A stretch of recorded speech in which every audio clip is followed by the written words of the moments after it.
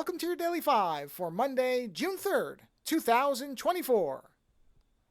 I came across a movie from the Full Moon Pictures production line, which of course are the folks behind things like Demonic Toys and Puppet Master, and I think I've reviewed at least 10 or 12 movies from that particular studio.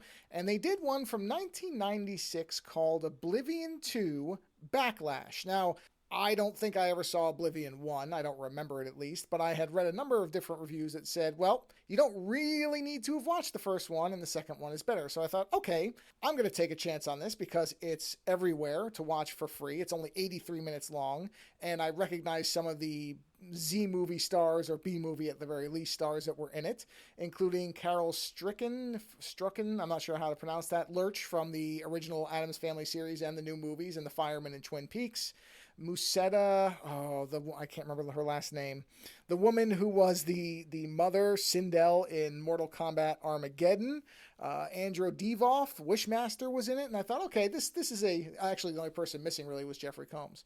But watching the movie, it was very obvious I did not need to watch the first film because the first 6 or 7 minutes of Oblivion 2 are a recap of Oblivion 1. You will get all the story you need in that opening 6 or 7 minutes. They were correct. You do not need to have watched the first one.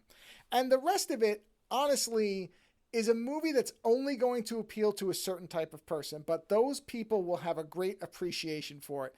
It is an adorable film from a lost period of time, which is when the Sci-Fi Channel was first getting started and they were putting on weird and interesting shows like Lex and Farscape. They would, in between those, and Stargate, when the Stargate SG-1 series was running, all that stuff, they would run movies and late at night that would be in between reruns of these, and you would see all these movies, and they were generally things like Full Moon Productions, that type of thing.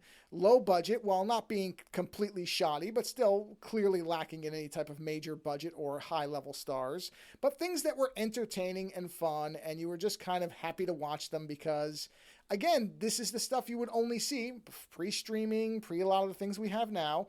You would only be able to find these in these really weird, in the middle of the night, nobody's up, or a very small amount of sci-fi fans are up type of programming blocks. And this is exactly the kind of movie that I used to watch all the time. I'm sure Lando has, we've seen variations on this type of film before, and they're always entertaining. They're not really good, but they're also not terrible. I mean, there is effort being put forth in it. You do see these big names and kind of almost gimmick people like George Takei is in this one, as well as Julie Newmar, one of the original Catwomen from the Batman Adam West series. So you would see people like that pop up. There's actually some good stop motion that's used in the film. There's some neat little puppets. There's some good costuming in terms of masking.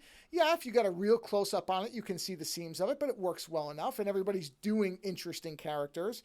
And it just becomes this thing where you become less concerned about whether it really works as a movie, because there are definitely some narrative, things that don't hang together. There's a bit of narrative, a lack of narrative cohesion to the entire thing, and yet it never feels like it's falling apart. It never feels like it's a big deal that the story doesn't always seem to track, because it is just a fun movie that is essentially a sci-fi western. The planet of the town of Oblivion is on a planet where they are doing basically sci-fi western. So it's a western motif with laser guns and lizard men and super mine diamonds that are the greatest energy source in the universe, that type of thing.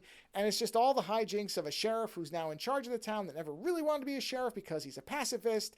And there's a local woman in town that he's really, really smitten with, but he can't get up the courage to be able to talk to her. And the second in command for him, or one of his two second in commands, one is Meg Foster with a cybernetic arm, which at no point really looks like a cybernetic arm. And the other one is a tracker, who is the stereotypical Native American kind of stock character you'd find in old westerns, except apparently even in the future on a different planet, that same person dresses the same way and essentially does the same things. At least he does not speak in terribly outdated and racist language. He's not doing the Kimosabe stuff from the Lone Ranger, but what he is there for visually and functionally is the same thing.